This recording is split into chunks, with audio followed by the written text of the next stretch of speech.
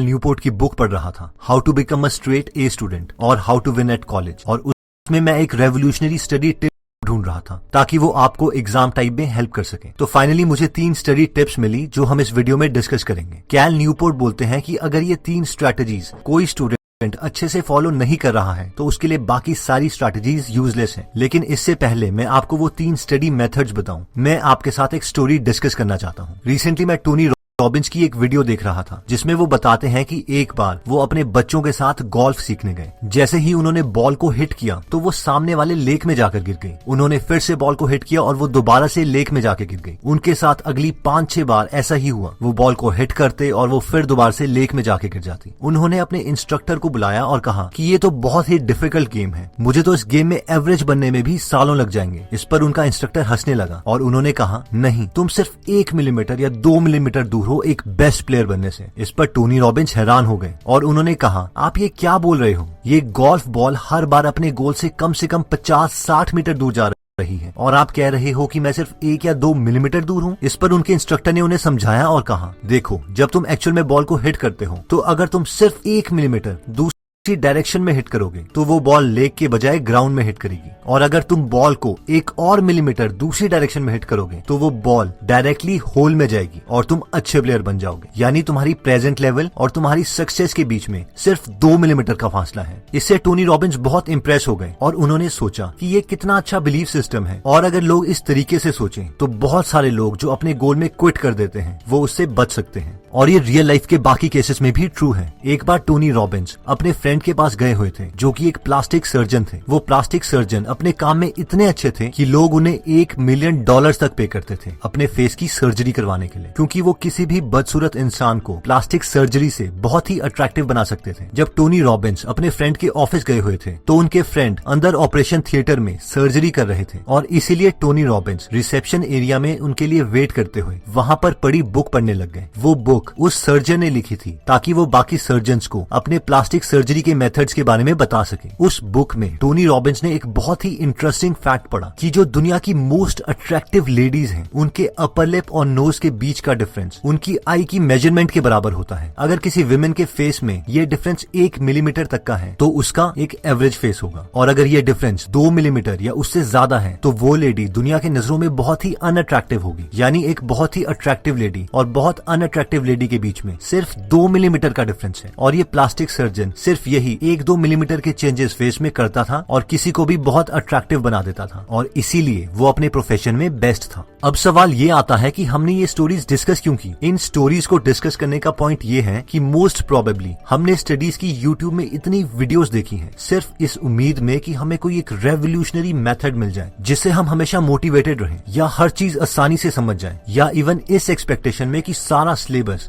हम 1 आवर में ही खत्म कर दें। और टू बी ऑनेस्ट, ऐसा कोई मेथड एग्जिस्ट ही नहीं करता। हमारे फेलियर्स और सक्सेस के बीच में बहुत ही छोटी हैबिट्स या मेथड्स का डिफरेंस होता है। कई बार हम इन मेथड्स को इतना सिंपल समझ लेते हैं या हम इन मेथड से इतने फैमिलियर हो जाते हैं कि हम ये रियलाइज ही नहीं करते कि हम इन मेथड्स को तो यूज कर ही नहीं रहे हैं, और बस एक नए रेवोल्यूशनरी मेथड की तलाश में रहते हैं, और इसीलिए हमें कोई चेंज भी नहीं आता। तो इस वीडियो में हम उन स्मॉल चेंजेस के बारे में डिस्कस करेंगे जो हम यूज कर सकते हैं अपनी स्टडीज की क्वालिटी को इम्प्रूव करने के लिए। हम ये 3 मेथड्स कैल न्यूपोर्ट की book how to become a straight A student के फर्स्ट पार्ट में से बताएंगे, और इन 3 स्टडी हैबिट्स में सबसे पहले टिप आती है, manage your time in 5 minutes a day. Cal Newport अपनी बुक में बोलते हैं कि जब तक हम सारी डेडलाइन, सारी असाइनमेंट, सारे टास्क, सारे गोल्स अपने माइंड में रखेंगे, और तब तक हम रिलैक्स नहीं कर सकते जब तक हम उन थॉट से डील नहीं कर लेते। इसीलिए कैल बोलते हैं कि सुबह उठकर सिर्फ 5 मिनट लगाकर एक बार अपने उस दिन के सारे काम को एक जगह पर लिख लीजिए। रिसर्च के अकॉर्डिंग जब तक हम अपने थॉट्स को डील नहीं कर लेते हैं तो वो थॉट हमें डिस्टर्ब करते रहेंगे। इसलिए जब हम किसी चीज को पेपर में लिख देते हैं तो हमारा ब्रेन एनर्जेटिक और बहुत ज्यादा रिलैक्स हो जाता है। साथ ही में हम अपनी प्रायोरिटीज सेट कर सकते हैं कि हमें सबसे पहले कौन से सब्जेक्ट के, कौन से चैप्टर के, कौन से आर्टिकल पढ़ने हैं, और फिर उसी चैप्टर के आर्टिकल से हमें स्टार्ट करना है जो टॉप प्रायोरिटी पर है, क्योंकि ये सीक्वेंस ही हमें एक फेलियर या सक्सेसफुल स्टूडेंट बना सकता है। सेकंड टिप कहती है कि डिक्लेयर वॉर ऑन प्रोक्रास्टिनेशन, यानी बस डिसाइड कर लो कि मैं अब चीजों को टालूंगा नहीं और उन्हें कंप्लीट करूंगा ही करूंगा। अब हमने ये बोल तो दिया, लेकिन हम इसे करेंगे कैसे? इसके लिए हमारे पास 4 मेथड्स आते हैं। पहला मेथड कहता है keep a work progress journal. याद करो वो लास्ट टाइम जब आपने किसी इंपॉर्टेंट चीज को टाला था। शायद कुछ ऐसा एक्सक्यूज दिया होगा आपके ब्रेन ने आपको, यार इस काम को करने के लिए तो अभी मेरे पास सारी चीजें ही नहीं है, लेकिन मैं इस काम को कल कर सकता हूँ क्योंकि कल तो मेरे पास इस काम को कंप्लीट करने के लिए सारा सामान होगा। या फिर हमने खुद से कुछ ऐसा बहाना मारा होगा, यार अभी लेट भी हो गया है और मैं थक भी गया हूँ, अगर अभी इस काम को करता हूँ तो कुछ समझ में भी नहीं आएगा और टाइम ही वेस्ट होगा, इससे बेटर है कि मैं इसे कल सुबह स्टार्ट करूँ क्योंकि उस वक्त मैं एकदम फ्रेश भी हूँगा। मगर मेन बात यह है कि हम खुद से कभी ये एडमिट नहीं करते कि उस काम को हम टाल रहे हैं क्योंकि वो बोरिंग है और हम एकदम सुस्त हैं। कैल के अकॉर्डिंग इस चीज को ओवरकम करने का एक बहुत इफेक्टिव तरीका है और वो ये है कि हम सोने से पहले हर रात एक नोटबुक या ऐप में उन सब चीजों को प्रायोरिटी वाइज लिखें जो हम नेक्स्ट डे करना चाहते हैं। इसमें हमें सिर्फ 1 मिनट लगेगा और थोड़े दिनों के बाद ये एक हैबिट में भी कन्वर्ट हो जाएगा और ऐसा करने से हम अपनी प्रोग्रेस भी नोट कर सकते हैं। प्लस रिसर्च के अकॉर्डिंग सिर्फ किसी चीज को लिखने से हमारे उस टास्क को कंप्लीट करने के चांसेस कहीं ज्यादा बढ़ जाते हैं। नेक्स्ट स्ट्रेटेजी कहती है फीड द मशीन। आपने भी नोटिस किया होगा कि जब भी हमारे पास लो एनर्जी होती है तो हम उस वक्त हमेशा चीजों को टालते ही हैं, प्रोक्रास्टिनेट करते हैं। इमेजिन कीजिए कि आप बहुत थके हुए हैं, बहुत भूखे हैं, क्या उस वक्त आप फोकस होके कोई सब्जेक्ट पढ़ सकते हैं? इसका सिंपल आंसर है कभी नहीं। और अगर आप जबरदस्ती वो सब्जेक्ट पढ़ते भी हैं तो भी आपको कुछ याद नहीं रहेगा। और कैल न्यूपोर्ट भी यही कहते हैं कि हमें खुद को एक मशीन समझना चाहिए और इसे हमेशा अच्छा फ्यूल देते रहना चाहिए। रिसर्च के मुताबिक जब हम लो एनर्जी स्टेट में होते हैं तो हमारी विल पावर ऑलमोस्ट 0 होती है और हम चीजों को जरूर टालते हैं। अपने को हाई एनर्जी स्टेट में रखने के लिए हम 3 चीजें कर सकते हैं। पहला, हमें कोई भी मील स्किप नहीं करना है, चाहे फिर हमारा कितना भी बिजी दिन क्यों ना हो। ऑब्वियसली हमें ओवर ईटिंग भी नहीं करनी है। सेकंड, हमें अपने को हमेशा हाइड्रेटेड रखना है, यानी अपने पास पानी की बोतल रखें और हर थोड़ी देर के बाद, प्रेफरेबली 45 मिनट्स के बाद पानी पीते रहें। थर्ड, खाने को एनर्जी के लिए खाएं, ना कि अपनी सेटिस्फैक्शन के लिए, यानी हमें ऐसी चीजें खानी है जो हमें दिन भर कांस्टेंट एनर्जी दे, जैसे कि पीनट्स, फ्रूट्स, वेजिटेबल्स या कोई भी कॉम्प्लेक्स कार्बोहाइड्रेट्स का सोर्स। अगर हम किसी ऐसी चीज को खाते हैं जिसमें शुगर की क्वांटिटी ज्यादा है तो वो हमें थोड़ी देर के लिए हाई बर्स्ट ऑफ एनर्जी देगी और उसके बाद वो एनर्जी एकदम डिप्लीट हो जाएगी, खत्म हो जाएगी और फिर हमें दोबारा से भूख लगने लगेगी।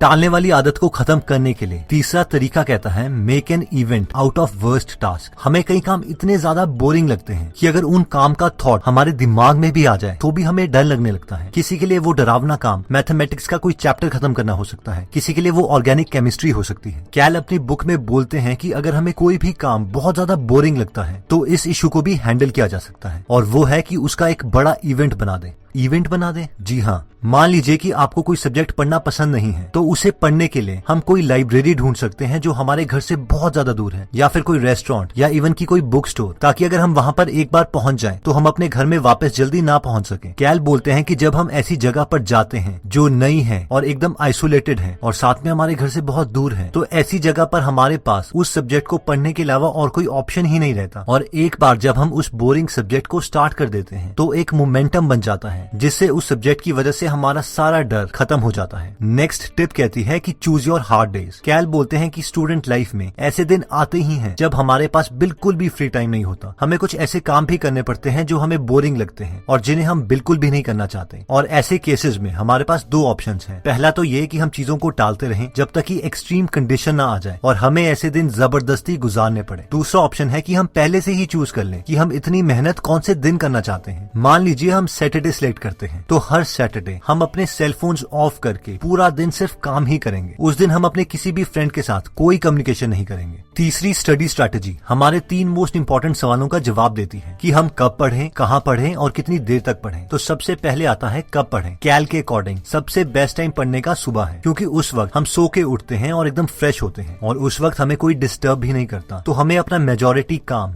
डिनर से पहले ही खत्म कर लेना चाहिए। इवन अगर हमें दिन में क्लासेस के बीच में 1 आवर फ्री मिलता है तो हमें उस वक्त अपना सेल फोन ऑफ करके उस टाइम को भी यूटिलाइज करना चाहिए। कैल के अकॉर्डिंग नाइट टाइम में उतनी अच्छी पढ़ाई नहीं होती, खासकर अगर हम अपने हॉस्टल में रहते हैं, क्योंकि उस वक्त सारे फ्रेंड्स जागे हुए होते हैं और हमसे सोशल होना चाहते हैं। वैसे मेरे पर्सनल एक्सपीरियंस के अकॉर्डिंग बहुत से स्टूडेंट्स नाइट टाइम में भी पढ़ के बहुत अच्छा स्कोर कर लेते हैं। इसलिए आप इस टिप को यूज करने से पहले खुद को भी एनालाइज कर लीजिए कि आपके लिए क्या काम कर रहा है। अगला सवाल आता है कि कहाँ पढ़ें। इसमें कैल बोलते हैं कि जितनी अकेली जगह हो उतना बेटर है, और मेरे एक्सपीरियंस के अकॉर्डिंग भी ये एकदम ठीक है। हमें ऐसी जगह जाना चाहिए जहाँ पर हमें कोई डिस्टर्ब ना करे, जहाँ हम अच्छी सेल्फ स्टडी कर सके। जगह जैसे कि ऐसी लाइब्रेरी जहाँ पे कम से कम स्टूडेंट्स आते हो, या एक बिल्कुल अकेला रूम, या अगर आप हॉस्टल में हैं तो अपने फ्रेंड्स को बोलिए कि रूम में बाहर से ताला लगा दें, और फिर आप काफी टाइम तक आइसोलेशन में पढ़ाई कर सकते हैं। नेक्स्ट सवाल आता है कि कितनी देर तक पढ़ें। इसमें कैल बोलते हैं कि हमें हर एक आवर के बाद ब्रेक ले लेनी चाहिए, और इनफैक्ट ये सवाल उन्होंने काफी टॉपर से भी पूछा था और सबने यही जवाब दिया कि वो 1 से 1.5 घंटे के बाद हमेशा 15-20 मिनट का ब्रेक ले लेते थे, ताकि उनका माइंड फ्रेश हो जाए। उस वक्त हम वॉक कर सकते हैं, लाइट एक्सरसाइज कर सकते हैं, कुछ भी करिए, बस स्टडी से थोड़ी देर के लिए दूर जाइए। मैं दोबारा रिपीट करता हूँ कि सिर्फ थोड़ी देर के लिए स्टडी से बाहर जाइए, ये नहीं कि फेसबुक में हम दोबारा से टाइम वेस्ट कर रहे हैं। तो दोस्तों, इस वीडियो में हमने देखा कि सक्सेस और फेलियर के बीच में